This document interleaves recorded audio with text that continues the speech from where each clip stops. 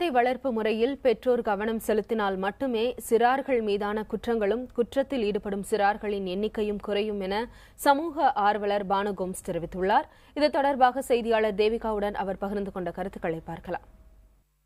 இந்த மாதிரியான சிறார் குற்றங்கள் ஏன் அதிகரிக்குது அப்படிங்கிறத நாம் பார்க்கணும். தமிழ்நாடு ஒரு கான்சர்வேட்டிவ் மாநிலம் அப்படின்னு சொல்லுவாங்க.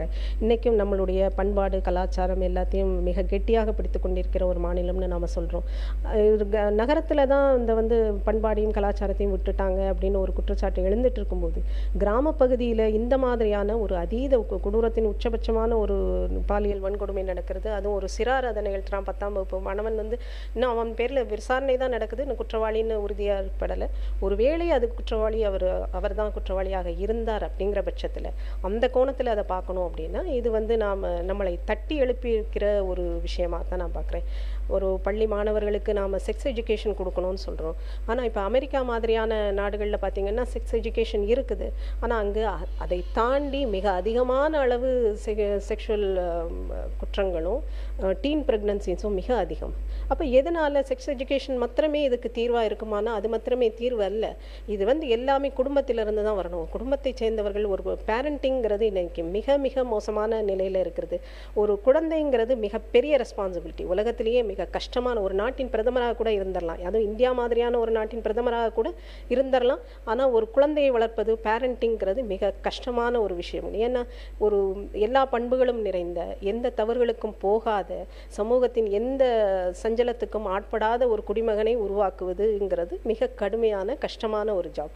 அதை இன்னைக்கு பேரண்ட்ஸ் எல்லாரும் உணர்ந்து செய்கிறாங்களாங்கிறது இல்லை. பழைய இதில் கூட்டு குடும்பம் இருந்தது, இன்னைக்கு கூட்டு குடும்பங்கள் இல்லை.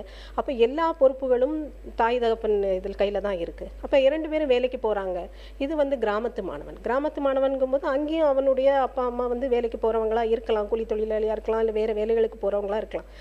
ஆனால் நம்மளுடைய பொருளாதாரத்தை உயர்த்துறவங்க பேரில் நாம் நம்ம குழந்தைகளை ஒரேடியாக புறக்கணிக்கிறோம், சரியாக கண்காணிக்கிறது இல்லை, கவனித்து வளர்க்குறது இல்லைங்கும்போது இதற்கான பொறுப்பை பெற்றவர்கள் மீதும் சுமத்தணும். அந்த மாணவன் குற்றவாளியாக இருந்தால் அதில் பாதி குற்றத்தை அந்த பெற்றவர்கள் இழைத்ததாக கூறி அந்த பெற்றவர்களையும் தண்டிக்கணும். அதன் மூலமாக பேரண்டிங் எவ்வளவு முக்கியமானது அப்படிங்கிறது எல்லா பெற்றோர்களும் உணர்ந்து காஷியஸாக இருப்பாங்க அப்படின்னு நான் நினைக்கிறேன். இந்த மாதிரியான சம்பவங்களை தடுக்க வளர்ப்பு முறையில் பெரிய அளவிலான மாற்றங்கள் வேணும் அப்படின்னு சொல்லியிருக்கீங்க. இப்போ இந்த மாதிரி பெண்கள் மீதான இந்த மாதிரியான பாலியல் வன்கொடுமைகளை தடுக்க என்ன மாதிரியான சட்ட நடைமுறைகள் இருக்குது? சட்டங்கள் மாத்திரமே இதை தீர்க்க முடியுங்கிறது இல்லை. அதாவது எல்லாருக்கும் இதில் பங்கு இருக்குது. பெரும் பங்கு சமூகத்துக்கு இருக்குது. குடும்பம்னு பார்க்கும்போது பெற்றோர்களுக்கு இருக்குது. அதை தாண்டி வெளியில் வரும்போது பெற்றோர் கூடவே இருக்க முடியாது. அப்போ சமூகம் அந்த கண்காணிப்பை செய்யணும். பள்ளிக்கு போகும்போது பள்ளியில் ஆசிரியர்களுக்கு அந்த பொறுப்பு இருக்குது. இதை தாண்டி ஒரு குற்றம் சிறிய அளவில் நடக்கும்போதுங்கிறதே அதை கண்காணித்து திருத்த வேண்டிய பொறுப்பு காவல்துறைக்கு இருக்கிறது. காவல்துறை இதை எவ்வளோ தூரம் சென்சிட்டைஸ் ஆயிருக்காங்கிறது மிகப்பெரிய கேள்வி. ஏன்னா எந்த பாலியல் குற்றத்தையும் போய் உடனே ஒரு எஃப்ஐஆர் ஃபைல் பண்ணுறதோ, இம்மிடியேட்டாக ஒரு ஆக்ஷன் எடுக்கிறதோ, சரியான முறையில் அதை அணுகுவதோ இல்லைங்கிற புகார் பரவலாக காவல்துறை மீது இருக்கிறது.